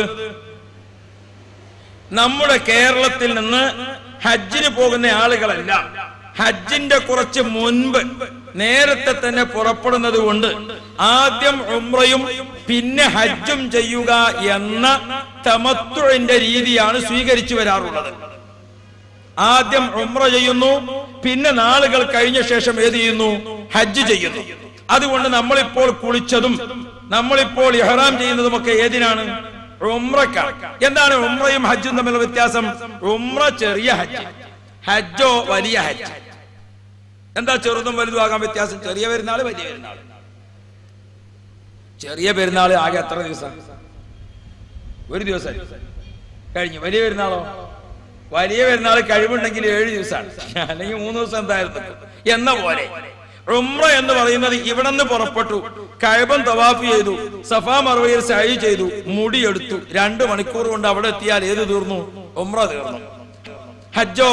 ഹജ്ജ് ദുൽഹജ്ജ് 8-ന് മാത്രം, 9-ന് മാത്രം, 10-ന് മാത്രം, 11-ന് മാത്രം, 12-ന് മാത്രം, 13 കൂടിയ ഒരാഴ്ച കൊണ്ട് കഅബത്തിന്റെ അടുത്ത് അവിടെ നിന്ന് പുറപ്പെട്ടുകൊണ്ട് മിനയിൽ നിന്ന് പുറപ്പെട്ട് അറഫ, അറഫയിൽ നിന്ന് പുറപ്പെട്ട് മുസ്ദലിഫ, മുസ്ദലിഫയിൽ നിന്ന് തിരിച്ച് മിനയിലെ താമസങ്ങൾക്ക് ശേഷം അവിടുത്തെ കല്ലേറ്, തവാഫ്, സഅയ് ഇതെല്ലാം കഴിഞ്ഞ് ഒരാഴ്ച കൊണ്ടോ 5 ദിവസം കൊണ്ടോ ഒക്കെ മാത്രം വർഷത്തിൽ ഒരിക്കൽ മാത്രം ചെയ്യാവുന്ന ഒരു പുണ്യകർമ്മമാണ് പരിശുദ്ധമായ ഹജ്ജ്. അത് വലുതാണ്, ഇത് ചെറുതാണ്. അപ്പൊ നമ്മൾ ഈ യാത്രയിൽ ഫറളായ ഹജ്ജിന് പോവുകയാണ്. എയർപോർട്ടിൽ വെച്ചുകൊണ്ട് നാം ആദ്യം ചെയ്യുന്നത് ഫറളായ ഉംറയാണ്. ഉംറയ്ക്ക് വേണ്ടി നിയ്യത്ത് ചെയ്യുന്നു. നബൈത്തുൽ ഉംറത വഅഹ്റംതു ബിഹാ ലില്ലാഹി തആല ലബ്ബൈക അല്ലാഹുമ്മ ബിഉംറത്തിൻ ലബ്ബൈക ലബ്ബൈക ലാ ശരീക ലക ലബ്ബൈക ഇന്നൽ ഹംദ വന്നിഅമത ലക വൽ മുൽക് ലാ ശരീക ലക അല്ലാഹുമ്മ ലക ഉഹർരിമു നഫ്സി വശഅരി വബശരി വലഹ്മി വദമി.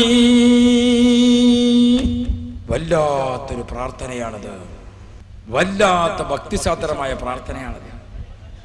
പ്രിയപ്പെട്ട മുഅ്മിനുകളെ, നാം മരിച്ചു പോകുമ്പോൾ നമ്മെ മറ്റൊരാൾ കുളിപ്പിച്ചു, നല്ലപോലെ കുളിപ്പിക്കലൊക്കെ കഴിഞ്ഞ് എത്ര ഡ്രസ്സ് തരും നമുക്ക്? 3 കഷ്ണം തുണി അല്ലേ? ഇപ്പോഴോ നമ്മൾ നല്ലപോലെ സ്വന്തം ഒന്ന് കുളിച്ചു, എത്ര തുണിയാ ഉള്ളത്? 2 തുണി. ഇത് നമ്മുടെ മനസ്സിനെ ചിന്തിപ്പിക്കുന്ന വിഷയമാണ്. ഇത് നമ്മെ ആത്മീയമായി നല്ല പോലെ ഒന്ന് തട്ടി ഉണർത്തുന്ന വിഷയമാണ്. അതുകൊണ്ട് പ്രിയപ്പെട്ടവരെ, ഹജ്ജിന് പുറപ്പെടുന്ന ആളുകൾ ഒരു നിശ്ചിത പരിധിക്കപ്പുറത്ത് നിശ്ചയിച്ചിരിക്കുന്ന മീഖാത്തുണ്ട്. ആ മീഖാത്തിൽ എത്തുന്നത് ഇഹ്റാമിന്റെ വേഷത്തിൽ മീഖാത്തിൽ വിട്ടുകിടക്കണം. ഇഹ്റാമില്ലാതെ ഒരാൾ കഅബ ശരീഫിലേക്ക് എത്തിയാൽ അത് വളരെ കൂടുതൽ അപകടമുള്ള വിഷയം ആണ്. അതുകൊണ്ട് ഇന്ത്യ രാജ്യത്ത് നിന്ന് വിമാനത്തിൽ പോകുന്ന ആളുകൾ വിമാനം കുറെ ദൂരെ യാത്ര ചെയ്ത് യലംലം എന്ന സ്ഥലത്തിന്റെ നേർക്കെത്തുമ്പോൾ യഥാർത്ഥത്തിൽ അപ്പോഴാണ് നിയ്യത്ത് ചെയ്യേണ്ടത്. പക്ഷേ നമ്മൾ വിമാനത്തിൽ കയറി ഉറങ്ങി, അറിയാതായി അങ്ങനെ ഇഹ്റാമിന്റെ സ്ഥലം വിട്ടുപോയാലോ ആകെ അപകടമായി പോകും. ഇഹ്റാമിന്റെ സ്ഥലം വിട്ടുപോയാൽ ഹജ്ജുമായി ബന്ധപ്പെടുന്നതിന് മുമ്പ്, ഉംറയുമായി ബന്ധപ്പെടുന്നതിന് മുമ്പ് തിരിച്ചു വന്നിട്ട് വീണ്ടും ഇഹ്റാം ചെയ്യണമെന്നാണ്. നമ്മൾ ഇഹ്റാം ചെയ്തിട്ടില്ല ഒരാളെന്ന് പറഞ്ഞാൽ വിമാനം തിരിച്ചു വിടുവോ ഇങ്ങോട്ട്? പറ്റില്ല. അതുകൊണ്ടാണ് നേരത്തെ സൂക്ഷ്മത പാലിച്ചുകൊണ്ട് നമ്മൾ ഇഹ്റാം ചെയ്യുന്നത്. ഇഹ്റാമിന്റെ നിയ്യത്ത് ചൊല്ലുമ്പോൾ എല്ലാവരും മനസ്സിലാക്കണം. ചിലപ്പോൾ പ്രായം കൂടിയ ആളുകൾ ഹജ്ജിന് വരുന്ന കൂട്ടത്തിലുണ്ടാകും. ആ പ്രായം കൂടിയ ആളുകൾ വരുമ്പോൾ വളരെ പ്രത്യേകമായി ഓർമ്മിപ്പിക്കുന്നു, ഇതാ ഇഹ്റാം ചെയ്യുകയാണ്, നിയ്യത്ത് ചെയ്യുക. ഇഹ്റാം കെട്ടുക, ഇഹ്റാം കെട്ടുക എന്നാ പറയില്ലേ നമ്മൾ സാധാരണ, അല്ലേ? ഹജ്ജിന് ഇഹ്റാം കെട്ടുക എന്നല്ല പറയുന്നത്. അതൊരു പ്രയോഗമാണ്. അത് എഴുത്തിക്കാഫി ഇരിക്കുക എന്ന് പറഞ്ഞാൽ മതി. എഴുത്തിക്കാഫിൽ നടന്നാലും മതി, എഴുത്തിക്കാഫിൽ കിടന്നാലും മതി. അത് ചില വാക്കുകൾക്കൊക്കെ അങ്ങനെ ഒരു പ്രയോഗമുണ്ട്. ആ കെട്ടൽ എന്താണ്? നമ്മൾ കുളിച്ചു, ഡ്രസ് മാറ്റി ഇനി നിയ്യത്ത് ചെയ്യുന്നു. ഒന്നാമത്തെ ഫർള് നിയ്യത്താണ്. ഉംറയാണെങ്കിൽ 4 ഫർളുകളാണുള്ളത്. 1 ഇഹ്റാം ചെയ്യുക, 2 തവാഫ് ചെയ്യുക, 3 സഫാ മർവയിൽ സഅയ് ചെയ്യുക, 4 പുരുഷനാണെങ്കിൽ മുടി കളയുകയോ മുറിക്കുകയോ ചെയ്യുക, സ്ത്രീ മുടി മുറിക്കുക. 4. അപ്പൊ പ്രിയപ്പെട്ടവരെ, നമ്മൾ വീട്ടിൽ നിന്ന് ഇറങ്ങി ഇഹ്റാം ചെയ്ത് നേരെ പോകാനൊരുങ്ങുമ്പോൾ ഇഹ്റാമിനെ നിയ്യത്ത് ചെയ്ത ഉടനെ അല്ലാഹുവിനോട് ഒരു പ്രാർത്ഥനയാണ്. എന്താണ് ആ പ്രാർത്ഥന? അല്ലാഹുമ്മ ലക ഉഹരിമു ശഅരി നബൈത്തുൽ ഉംറത. അല്ലാഹുവേ, ഞാൻ പരിശുദ്ധ കഅബ ശരീഫിലേക്ക് ഉംറ ഇദാ നിയ്യത്ത് ചെയ്തിരിക്കുന്നു.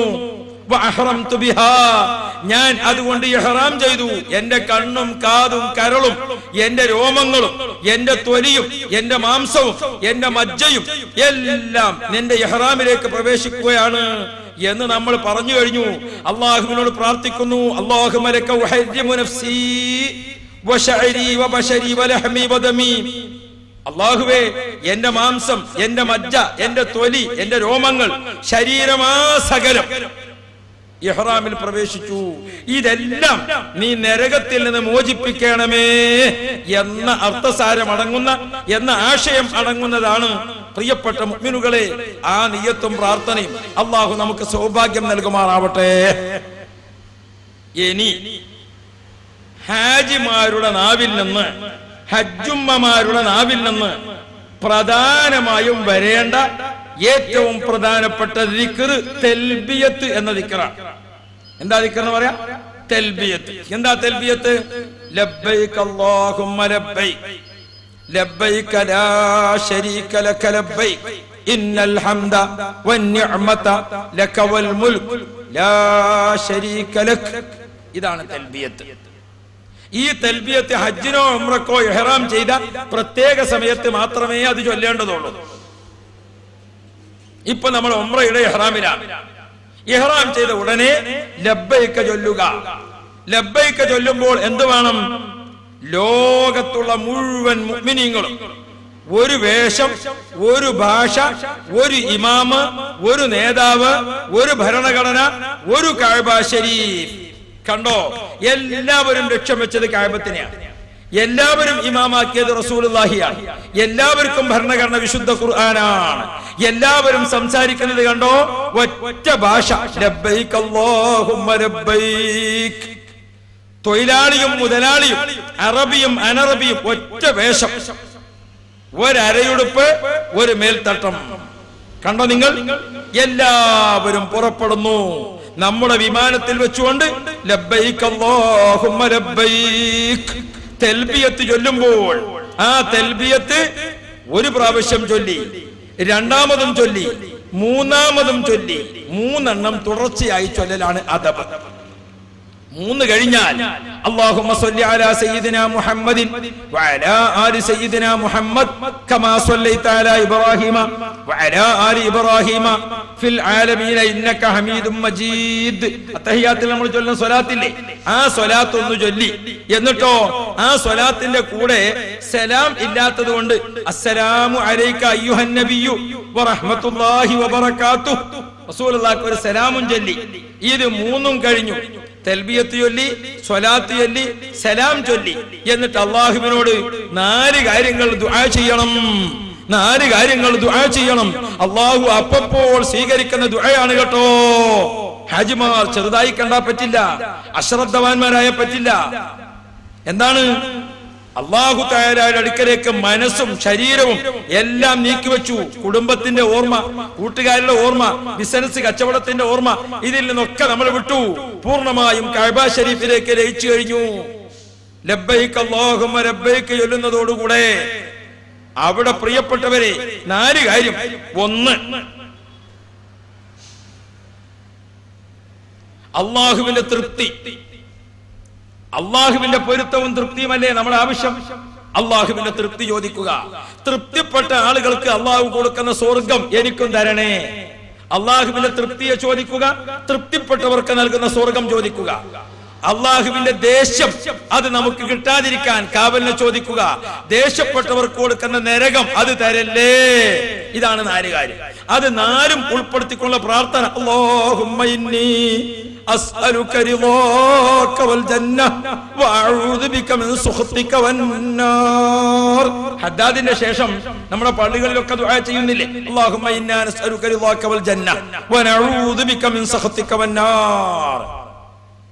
അല്ലാഹുവേ, നിന്റെ തൃപ്തിയും തൃപ്തിപ്പെട്ടവർക്ക് നൽകുന്ന സ്വർഗവും ഞങ്ങൾക്ക് തരണേ. അല്ലാഹുവേ, നിന്റെ ദേഷ്യവും ദേഷ്യപ്പെട്ടവർക്ക് കൊടുക്കുന്ന നരകവും ഞങ്ങൾക്ക് തരല്ലേ. ലോകത്തിന്റെ വിവിധ ഭാഗങ്ങളിൽ നിന്ന് കോടിക്കണക്കിന് മുസ്ലിമീങ്ങൾ ഒരേ സമയത്ത് പ്രാർത്ഥിക്കുന്നു. ഇന്ത്യയിൽ നിന്ന് വിമാനം പുറപ്പെട്ടു. ഇന്ത്യയിൽ നിന്ന് എവിടെ നിന്നെല്ലാം പുറപ്പെട്ടു? കരിപ്പൂരിൽ നിന്ന്, നെടുമ്പാശ്ശേരിയിൽ നിന്ന്, തിരുവനന്തപുരത്ത് നിന്ന്, ഹൈദരാബാദിൽ നിന്ന്, ഡൽഹിയിൽ നിന്ന്, ബോംബെയിൽ നിന്ന്, എല്ലാ ഭാഗത്തു നിന്നും പുറപ്പെട്ട വിമാനത്തിലെ ഹാജിമാർ ഇന്തോനേഷ്യയിൽ നിന്ന്, അതുപോലെ തന്നെ ഈജിപ്തിൽ നിന്ന്, അതുപോലെ തന്നെ സിംഗപ്പൂരിൽ നിന്ന്, അറബ് രാജ്യങ്ങളിൽ നിന്ന്, മധ്യേഷ്യൻ രാജ്യങ്ങളിൽ നിന്ന്, പശ്ചിമേഷ്യൻ രാജ്യങ്ങളിൽ നിന്ന്, മധ്യധരണിയായുടെ അപ്പുറവും ഇപ്പുറവുമുള്ള രാജ്യങ്ങളെ പൗരസ്ഥരെന്നും പാശ്ചാത്യരെന്നും വേർതിരിക്കുമ്പോൾ എല്ലാ ഭാഗത്തുമുള്ള മുസ്ലിമീങ്ങൾ കഅബ ശരീഫിലേക്ക് പുറപ്പെടുന്ന വിമാനത്തിൽ കയറിക്കൊണ്ട് അവരെല്ലാവരും ചൊല്ലുന്നു ലബ്ബൈക അല്ലാഹുമ്മ ലബ്ബൈക ലബ്ബൈക ലാ ശരീക ലക ലബ്ബൈക ഇന്നൽ ഹംദ വന്നിഅമത ലക വൽ മുൽക്ക് ലാ ശരീക ലക. അല്ലാഹുമ്മ സ്വല്ലി അലാ സയ്യിദിനാ മുഹമ്മദിൻ വഅലാ ആലി സയ്യിദിനാ മുഹമ്മദ് കമാ സ്വല്ലൈത അലാ ഇബ്രാഹീമ വഅലാ ആലി ഇബ്രാഹീമ ഫിൽ ആലമീന ഇന്നക ഹമീദും മജീദ്. അസ്സലാമു അലൈക അയ്യുഹൻ നബിയ്യു വറഹ്മത്തുള്ളാഹി വബറകാതുഹു. അല്ലാഹുമ്മ ഇന്നാ നസ്അലുക റിളാക വൽ ജന്ന വനഊദുക മിൻ സുഖ്തിക വന്നാർ. ലക്ഷക്കണക്കിന് മുഅ്മിനീങ്ങൾ ഹൃദയത്തിന്റെ അന്തർഭാഗത്തു നിന്ന് അചഞ്ചലമായ വിശ്വാസത്തിന്റെ ഭാഗമായി ഈ പ്രാർത്ഥന നടത്തുമ്പോൾ സാധുക്കളായ അറിവ് കുറഞ്ഞ ഈമാൻ കുറഞ്ഞ നമ്മുടെ പ്രാർത്ഥനയും ആ കൂട്ടത്തിലിട്ട് അല്ലാഹു സുബ്ഹാനഹു വ തആല അങ്ങ് സ്വീകരിച്ചെങ്കിൽ അല്ലാഹു സ്വീകരിക്കുമാറാവട്ടെ. അതിനുള്ള മനസ്സ്, അതിനുള്ള ശുദ്ധി, അതിനുള്ള ഒരുക്കം, അതിനുള്ള മുൻ ഒരുക്കം അത് നടത്താനാണ് ഈ ക്ലാസ് ഇത്രയും നിങ്ങളെ വിശദീകരിച്ചത്. വെറുതെ കഅബ ശരീഫിലേക്ക് ഓടിച്ചെന്നത് കൊണ്ട് കാര്യമില്ല. നമ്മൾ കഅബം ടൂറ് പോവുകയല്ല. കഅബൊക്കെ ഒന്ന് കണ്ട് തിരക്കേടില്ല, നല്ല ബിൽഡിംഗ് ആണ്. മദീനത്തൊക്കെ ഒന്ന് ചെന്നപ്പോ നല്ല ഉഷാറുള്ള ബിൽഡിംഗ്, അത് ഇങ്ങനെ വേണ്ടത് തന്നെ. അതിന് പോവുകയാണോ? നമ്മൾ പാർക്ക് കാണാൻ പോവുകയാണോ? നമ്മൾ വേറെ ഏതെങ്കിലും ടൂർ പോവുകയാണോ? അല്ല. പിന്നെയോ അല്ലാഹു തആല നമ്മെ സ്വർഗത്തിലേക്ക് തെരഞ്ഞെടുക്കുന്ന കൂട്ടത്തിൽ നമ്മുടെ പേരും ഉൾപ്പെടുത്തി സ്വർഗത്തിലേക്ക് നമ്മെ ആനയിക്കുന്നതിന് വേണ്ടിയുള്ള ഇബാദത്ത് യാത്രയാണ് ഹജ്ജ്. ഇബാദത്ത് യാത്രയാണ് ഹജ്ജ്. ഇനിയോ ആ തൽബിയത്ത് ചൊല്ലി ഇനിയും ചൊല്ലുക തൽബിയത്ത് ലബ്ബൈക അല്ലാഹുമ്മ ലബ്ബൈക. പക്ഷെ ഒരു കാര്യം, നമ്മുടെ വിമാനത്തിൽ 2 പേര് അടുത്തിരിക്കുക, നിങ്ങൾ 2 പേര്. അപ്പൊ സ്വാഭാവികമായും നമുക്ക് ചിലതൊക്കെ സംസാരിക്കാനുണ്ടാകും. ഗീബത്തും നമീമത്തും കള്ളത്തരങ്ങളും കുഴപ്പങ്ങളും അല്ലാത്തത് സംസാരിച്ചുകൂടെ ആവാം. പക്ഷെ അത് എന്തിനു പറ്റില്ല? നമ്മുടെ ഈ ലബ്ബൈക്കയുടെ ഇടക്ക് സംസാരിക്കരുത്. അതൊരു അദബുകേടാണ്. എങ്ങനെ? ലബ്ബൈക അല്ലാഹുമ്മ ലബ്ബൈക. അല്ല, പിന്നെ നിങ്ങളെ യാത്രയാക്കാൻ മറ്റാളുകളൊക്കെ വന്നിരുന്നില്ലേ? ഇന്നൽ ഹംദ വന്നിഅമത ലക വൽ മുൽക്ക്. പിന്നെ മറ്റോളെ ആ കേസ് എന്തായി? എന്താ കാര്യം? നമുക്കൊപ്പം വിശുദ്ധ ഖുർആനിന്റെ പാരായണ സമയത്ത് ലബ്ബൈക ചൊല്ലുന്ന സമയത്ത് മറ്റൊരു സംസാരം ഇടക്ക് കയറി വരുന്നത് വളരെ ശ്രദ്ധിക്കണമെന്ന് മുഹമ്മദ് മുസ്തഫ.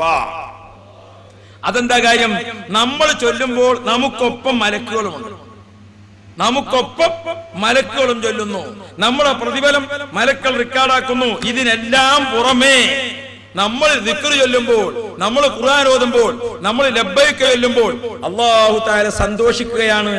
അല്ലാഹുവിന്റെ അടുത്ത് കോടാനുകോടി മലക്കുകളുണ്ട്.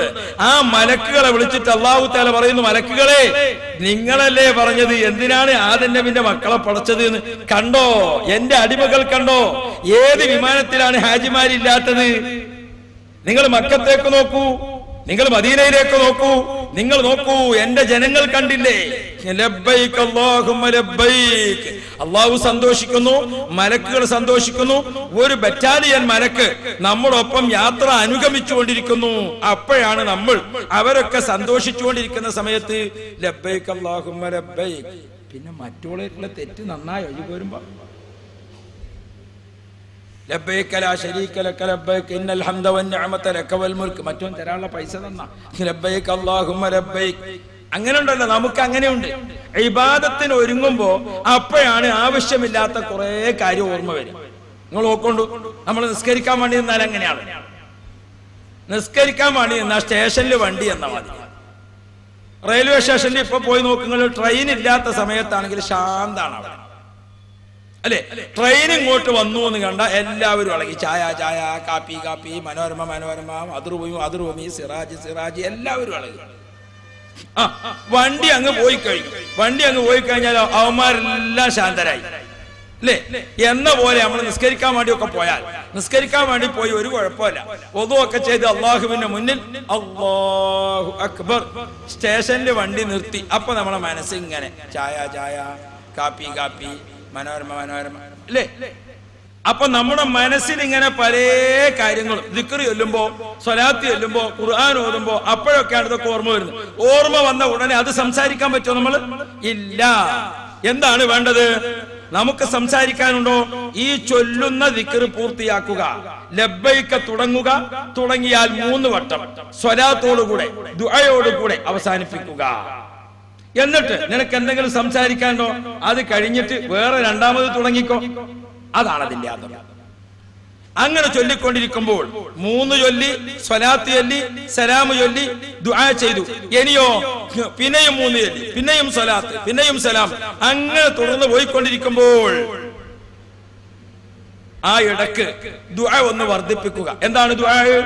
അല്ലാഹുവേ, ഞാൻ പരിശുദ്ധ ഹജ്ജ് യാത്രയ്ക്ക് വേണ്ടി ഒരുങ്ങുമ്പോൾ എന്നെ ഞാനാക്കിയ ഉമ്മയും ഉപ്പയും, മരിച്ചവർ, ജീവിച്ചിരിപ്പുള്ളവർ, ഭാര്യ, മക്കൾ, കൂട്ടുകാർ, കുടുംബങ്ങൾ, ശിഷ്യന്മാർ, സഹോദരങ്ങൾ, യാത്രയപ്പിന് സംബന്ധിച്ചവർ എല്ലാവർക്കും വേണ്ടിയും പ്രാർത്ഥിച്ചുകൊണ്ടേ പോവുക. എന്താണ് ഹാജിമാർക്ക് അള്ളാഹു കൊടുക്കുന്നത്? അള്ളാഹു ഹാജിമാർക്ക് പുറത്തു കൊടുക്കും. ഹാജിമാർ ആർക്കൊക്കെ വേണ്ടി പൊറുക്കലിനെ ചോദിച്ചോ അവർക്കൊക്കെയും പുറത്തു കൊടുക്കുമെന്ന് മുഹമ്മദുർ റസൂലുള്ളാഹി. ഒരു കാര്യം ശ്രദ്ധിക്കാം, വിമാനത്തിൽ നിന്ന് ചിലപ്പോൾ കിട്ടുന്ന ഒരു കർച്ചീഫ് ഉണ്ട്, മുഖം തുടക്കുന്നതിന് മറ്റുമായി. അത് ഹാജിമാർ വാങ്ങരുത്. എന്താണ് അത്? സുഗന്ധം പൂശിയതാണ്, സ്പ്രേ പുരട്ടിയതാണ്. ഇഹ്റാമിൽ പ്രവേശിച്ച ആളുകൾ ഇനി ശ്രദ്ധിക്കേണ്ടത് വസ്ത്രധാരണ. നമ്മൾ പറഞ്ഞു, സ്ത്രീ മുഖം മറക്കരുത്, സ്ത്രീ മുൻകൈയിന് ഉറയിടരുത്, പുരുഷന്മാർ തല മറക്കരുത്, ജഡ്ഡി ബനിയനാദി തുന്നിത്തുന്നപ്പെട്ട വസ്ത്രം ധരിക്കരുത്. 2 വിഭാഗവും ശ്രദ്ധിക്കണം. നമ്മുടെ പ്രവൃത്തി കൊണ്ട് കയ്യിന്റെ നഖമോ അതുപോലെ തന്നെ തലയിലെ മുടിയോ പറിക്കരുത്. നമ്മളിങ്ങനെ പേനിങ്ങനെ അരിക്കുന്നുണ്ട്. അപ്പൊ അരിച്ച പേനിനെ എടുത്തപ്പോൾ പേനിന്റെ കൂടെ ആരും കൂടി പോന്നു? 2 മുടിയും കൂടി പോന്നു. കുഴപ്പമൊന്നുമില്ല. ഒരാടിന് പൈസ ഉണ്ടോ? ശ്രദ്ധിക്കണം. നമ്മുടെ പ്രവൃത്തി കാരണം അത്രേ വേണ്ടതുള്ളൂ. ഒരു ദിവസം നമ്മൾ ഇഹ്റാമോട് കൂടെ ഉറങ്ങി നമ്മൾ ഉണർന്നു നോക്കുമ്പോൾ തലയുടെ മുകളിലുണ്ട് 2 മുടി. അവിടെ നോട്ടെ, നമുക്കെന്താ കുഴപ്പമുണ്ടോ? അത് നമ്മുടെ പ്രവൃത്തി കൊണ്ട് സംഭവിച്ചതല്ല. നമ്മുടെ പ്രവൃത്തി കൊണ്ട് തെറ്റ് സംഭവിക്കരുതെന്നാണ് ഓർമ്മപ്പെടുത്തുന്നത്.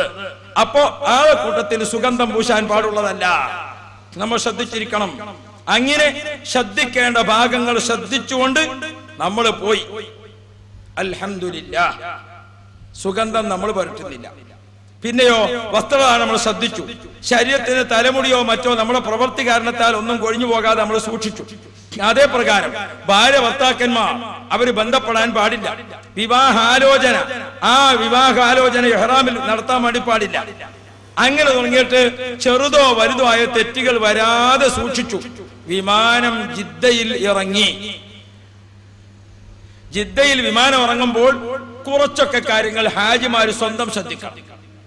ആര് കൂടെ ഉണ്ടെങ്കിലും നമ്മുടെ പാസ്പോർട്ട്, നമ്മുടെ ലഗേജുകൾ, നമ്മുടെ വിലപ്പെട്ട രേഖകൾ എന്നിത്യാദി കാര്യങ്ങളൊക്കെ അലക്ഷ്യമായി എവിടെയെങ്കിലുമൊക്കെ എറിഞ്ഞ് അങ്ങനെ നിങ്ങൾ വിട്ടേച്ചാ പറ്റില്ല.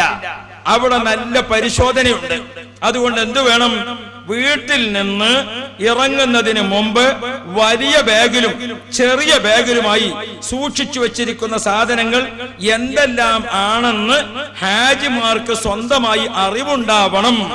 ഇല്ലെങ്കിൽ പരിശോധനാ സമയത്ത് ബാഗ് തുറന്ന് ഇതെന്താ ഇതെന്താ ഇതെന്താ എന്നിങ്ങനെ ചോദിക്കുമ്പോൾ പറയാൻ കഴിയാതെ വിഷമിച്ചു പോകും. ഒന്ന്. രണ്ടാമത്തെ കാര്യം, തീർച്ചയായും അനുവദനീയമല്ലാത്ത ഒന്നും അങ്ങോട്ടേക്ക് കൊണ്ടുപോകാൻ പാടില്ല. പാടില്ലാത്ത സാധനം നമ്മളെ ബാഗിൽ വെക്കരുത് എന്ന് പ്രത്യേകിച്ച് ഉണർത്തുകയും ചെയ്യുന്നു. അല്ലാഹു തആല സൂക്ഷിച്ച് യാത്ര ചെയ്യാൻ നമ്മെ അനുഗ്രഹിക്കുമാറാവട്ടെ.